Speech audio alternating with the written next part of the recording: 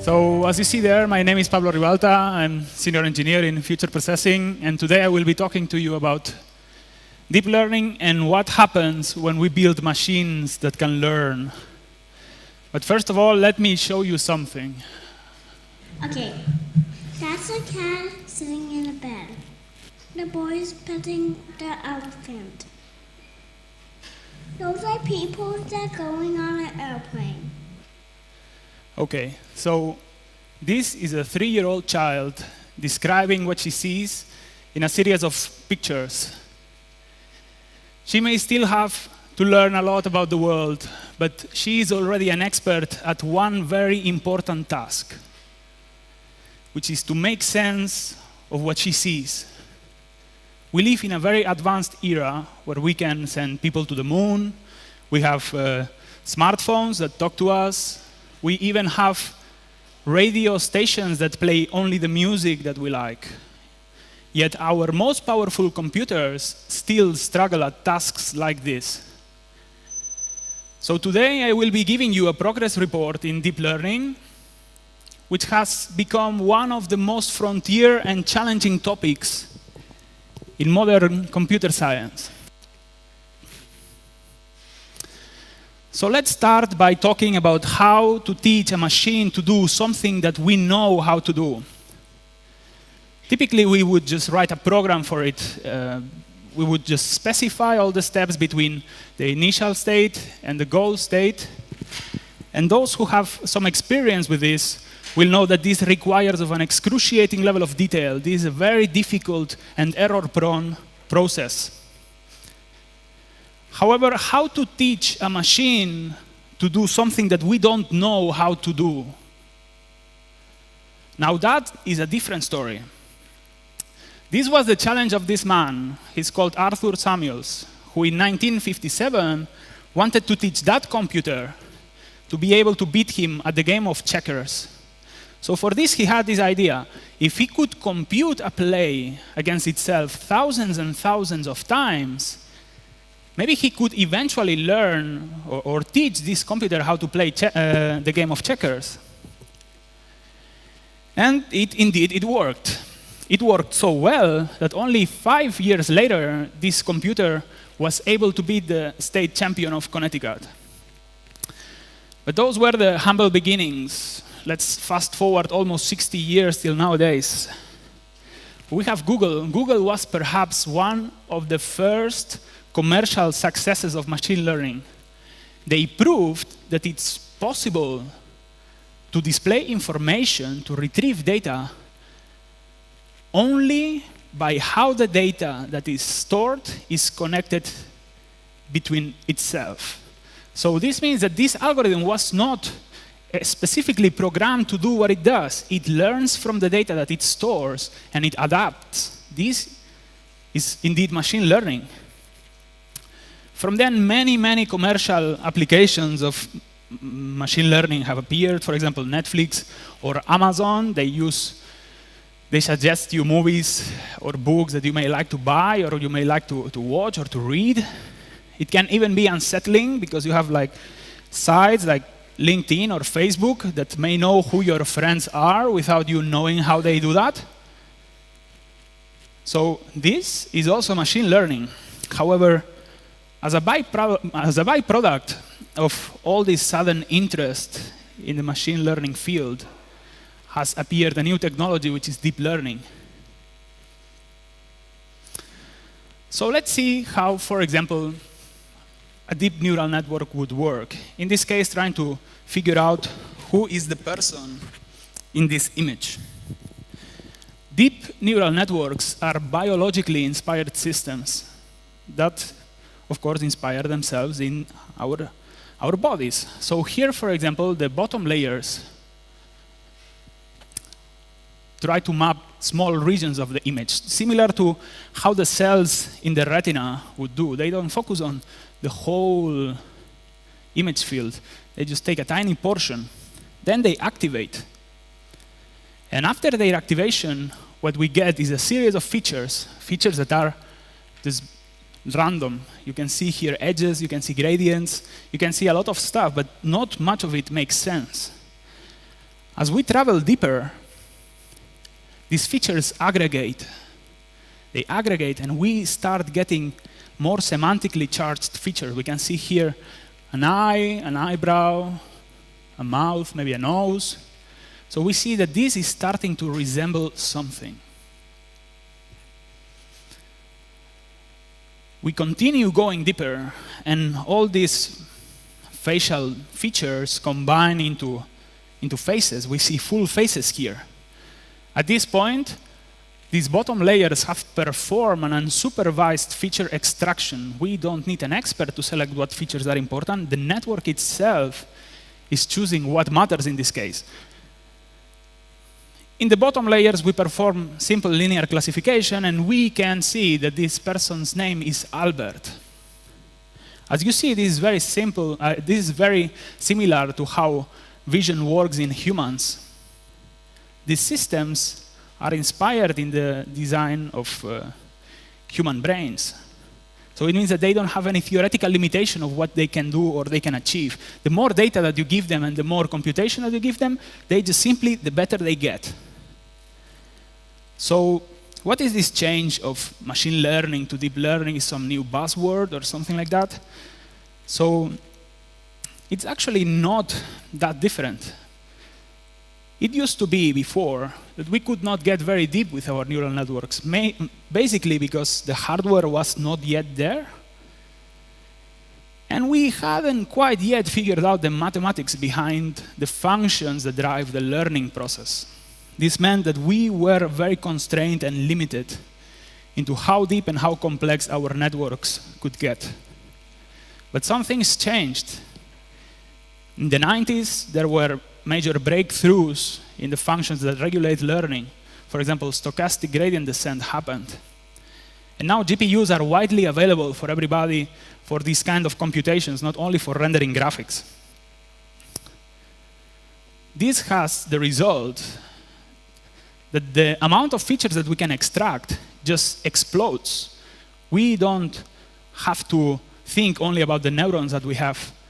Here what we see is that we process data in 3 dimensions. We take slices with a lot of features, so the dimensionality of our problems just grows. The amounts of features that we can extract just simply explodes. But you can say, oh, this must be super complicated. Of course. So it's not that difficult. In this particular case, convolutional neural networks are based on 2 very simple operations. Those that have some background in image processing or computer vision may be familiar with this. But the 2 main operations are convolution and pooling. What is a convolution? When we are performing a convolution, we have what it's called there on the right in green, a convolutional kernel. Convolutional kernel can have different layouts. Once we apply a convolutional kernel to a signal, be it an image, be it sound, be it a time series, we modify the fundamental properties of this signal, highlighting some particular attributes. So for example, we have convolutional kernels that are very good at extracting horizontal edges or vertical edges or giving us gradients. So each layer performs many of these operations. So whenever each node activates, is applying many convolutional kernels on a subregion of the image. This acts as a sliding window, as we see here. And what we have at the end is a convolved feature. So we have, well, here we have our image, which is basically a matrix of numbers. And at the end, we have a compressed image that has highlighted the attributes that the convolutional kernel was looking for. This happens, as I said, many times in each neuron. So we have here a 5x5 image, and if we apply, for example, 4 or 5 convolutional kernels, we can end up with a 15x15 aggregated composed feature. So we see how dimensionality just simply explodes in this case. From one image that doesn't tell us anything, we end up with many convolved features that reveal hidden patterns in this portion of image. Okay, so at the end what we want to have is one label. So how do we go from that many dimensions into something smaller? So for this, we use pooling. In this case, max pooling layers. Pooling simply means to downsample. We go from very, very big chunks of data to some smaller representative chunk of data. So in this case, max pooling works splitting a convolved feature or a slice in different parts and just getting the highest value from each one of them. So for example, the highest from this red part is the 6, so we put it here. Here is the 3, and you can follow the rest. You can say, oh, but we are losing information. We are just dumping the rest of information. In this case, we are dumping the 75% of the information. How that can be good? So this research has showed that this has positive effects.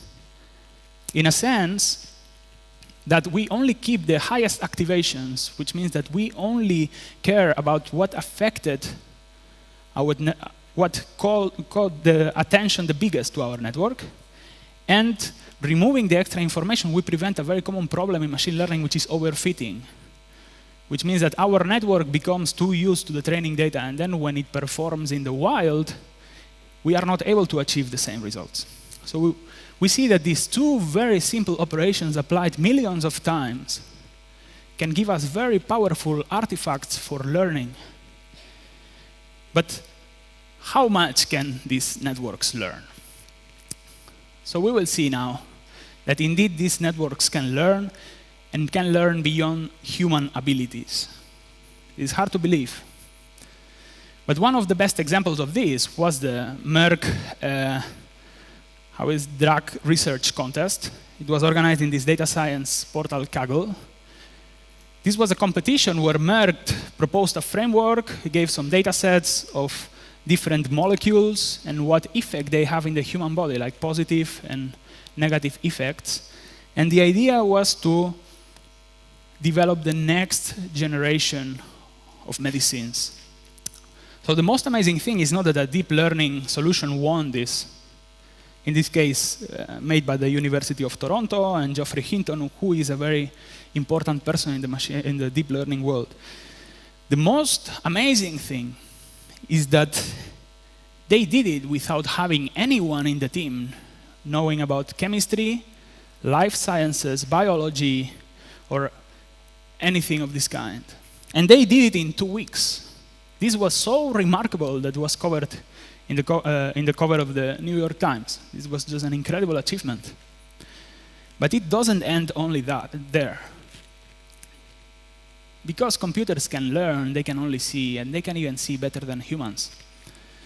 Let me talk to you about the Imagenet challenge. Imagenet is a data set that slowly has become like an event attached to it. It has become like the Olympic Games of computer vision. In this data set, we have a lot of images that are labeled, and the goal is to find what is in each one of these images. We have like tens of millions of images. So here we would get this picture, we would try to extract what objects are in this picture, and then we try to identify to what class they belong. So 2012 was a great year for deep learning. It was the first time that a deep neural network participated in the Imagenet challenge, and it just simply pulverized the existent solutions. This is what we see here, classic machine learning. These algorithms were developed and fine-tuned during decades. And a very small convolutional neural network that nowadays is obsolete, just simply cut it almost into the half. After that, every year, a deep neural network has won this competition, and we are at a 3.08% of error rate, which means that we have already surpassed human abilities at image recognition by these systems. But they cannot only see, machines can understand. What do I mean by understand? This is from a paper where we have a deep neural network. We are feeding it some images, and he generates some annotations from these images. This neural network has seen a man, has seen a guitar, has seen a black shirt, before, but it has never seen this picture before. Any one of the rest, for that matter. However, it's able to understand what is in the picture, and it can give us a summary. However, it doesn't end only there, because this has some problems with context. But here we have what I consider an amazing display of learning.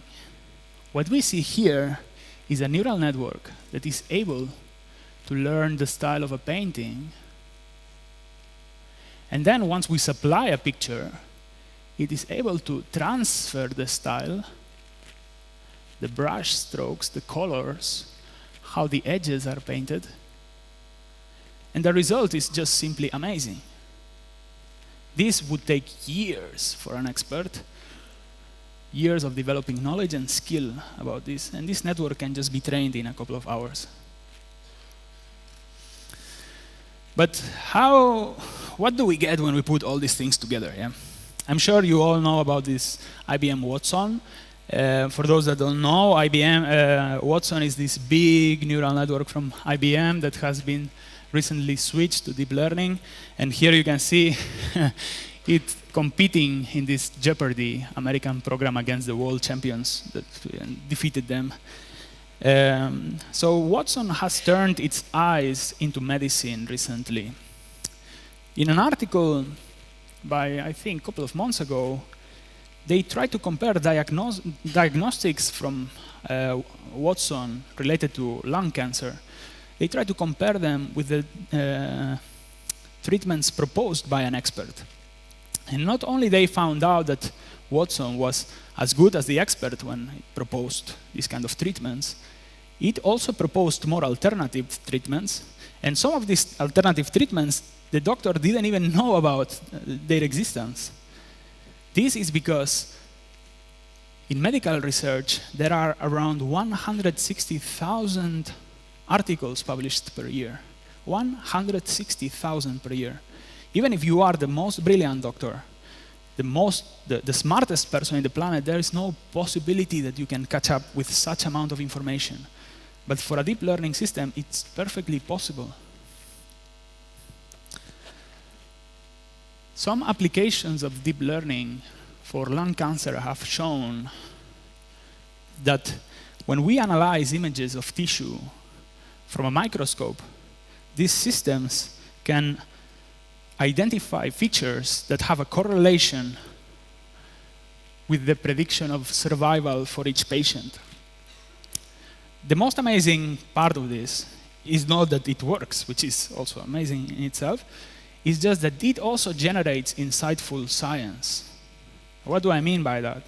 I mean that this system found 25 new features related with survival rates that were unknown to the medical community. Some of them were even taught wrongly in medical schools for decades. And this system just found out 25. So what do we do in deep learning, in feature processing? What is our relationship with it? So this is ECONIB, the project where I'm involved, and we are trying to use deep learning to help radiologists to identify tumors in lungs of patients. We aim to provide a platform for physicians to collaborate and to improve their skills when trying to diagnose cancer. TextRat is the tool we develop, is already being applied in several hospitals around the world, and it has a big component of machine learning inside, and we are trying to introduce these new deep learning methodologies. How does this work? So a way that we can find out about the tumors is we have a series of computerized tomography images. This is what CT stands for. And we also have a series of PET images, which are positron emission tomography images. And we build a deep neural network for this, and we try to classify each pixel that we see in it. The process is simple. We try to find the lungs, and then here we get more introspective information. This allows us to display to the physician some information. Here you cannot see it very well, but well, here we have a highlight contour of the lungs. We have here a potential area of interest. Here is the internal walls of the lungs. And here the contrast is not very good, but you can see it in the slide that here we have a heat map that tells us that, hey, there is a hotspot here. You have to try to figure out what's going on here. We really believe that neural networks can make a difference in this, and they are being widely applied in medical industry. So all this is really cool stuff, but okay, you would like to try it, you are technical people. You would like to introduce it in your job, you would like to start doing research about it. So here there are some alternatives for you. If you are a Java guy, you have deep learning 4J. If you are a C++ guy, you have Microsoft CNTK and Caffe. And for Python, you have Keras, Theano, and TensorFlow. We will see what it is. The cool thing about this, I cannot talk about this because I have never used it. In ECONIB, mainly we use this ecosystem. We use Python for prototyping. We use C++ for deployment. This runs as a C++ code, but it also gets compiled as CUDA code by the framework itself. So we are also using GPUs. The same happens with Python code. We say, oh man, Python is super slow. It might take hours or days to compile one of these things or to train it. Well, if you write this kind of Python with Keras, this Python code gets compiled into GPU code. This is how to build a convolutional neural network in Keras in 25 lines. I wanted to show this because all this topic might seem very complicated, and it's true that it's not trivial. But a lot of frameworks exist that make all this process very simple. And these frameworks are really, really powerful. The way that it works is that we just have to import the layers we want to use, the model. So the model is where the little layers live, let's say. And we can even import data sets. So the way we would use it would be that we load a data set, in this case MNIST, which is a widely used benchmark data set with digits. And we can create a model, empty model, and we add here the layers that we want to use. These numbers, the first one is the number of convolutional kernels we want to have in each layer. Here is the size of each one of these kernels. Here is the activation function that we will use, but you may need to learn a bit more about that, but it's not really that important. And here we have the input shape. We don't have to worry about the dimensions as we get deeper into the network because we only have to set the input shape. Here what we say is that we will process one image at a time, and each image is 28 by 28. Max pooling, we've seen what is max pooling, 2 by 2 max pooling, the same example as I showed you, another convolutional layer, another max pooling layer, then we make it flat, and we show 100 nodes at the other end. So we go from having a 28 by 28 image to a 100-sized feature vector. What we do here is that we compile this model. Here this code is being compiled into native CUDA code, so this will not be Python anymore. The program will take a little bit to run, maybe like 10, 15 seconds, but it will seem idle, but it's compiling all this Python code into CUDA code that then will run as C++, GPU-friendly code. And here what we do is we fit it. Well, here it says classification, but it should be training, classification. It would be with model predict, but we are taking training data, training labels, running it for 50 times in a loop with 128 samples at a time, and we validate it with what we have extracted here, training set, validation set. So, well, this would actually perform classification. So you see, 25 lines of code to run a deep learning neural network. Really, really doesn't get easier anywhere. So I hope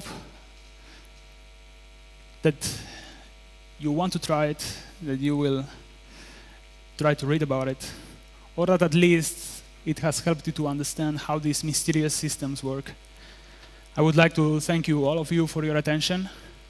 And if you have any doubts about how these systems work, we have time for questions now, but you can grab me in the corridors. So thank you very much.